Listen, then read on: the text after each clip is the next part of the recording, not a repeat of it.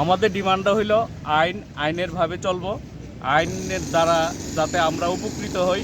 আর যেই ধরনের ঘটনা দিদার হোসেনের উপর আক্রমণত হয়েছে, দ্বিতীয় যাতে এই ঘটনা না হয়, এরকম গরিব মানুষ যাতে আর নিগৃহ না হয়, অপদস্থ না হয়, অপমানিত না হয়।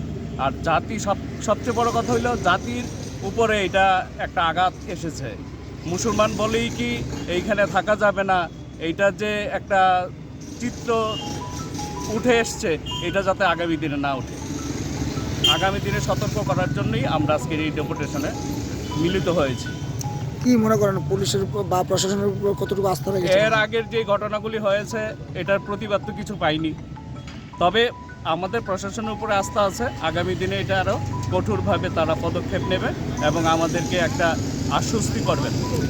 যারা এটার সঙ্গে জড়িত তাদের দৃষ্টান্তমূলক শাস্তি চাই। আমরা এসপি স্যারের কাছে এসেছি, আমরা দেখা করতে গত 1 তারিখ একটা ঘটনা হয়েছিল। ওই ঘটনাকে আমরা সামনে করে আজকে এসপি সাহেবের সাথে দেখা করতে এসেছি। ঘটনার বিষয়টা কি?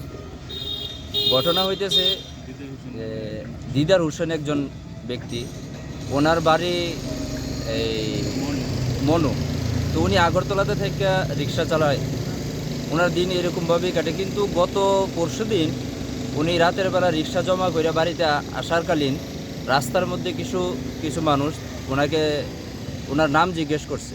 তো নাম জিজ্ঞেস করার সাথে সাথে ওনার উপর অ্যাটাক করছে যে মুসলমান। ওই মুসলমান শুধুমাত্র এতটুকু নাম শোনার পরেই ওনার উপর আক্রমণ করছে।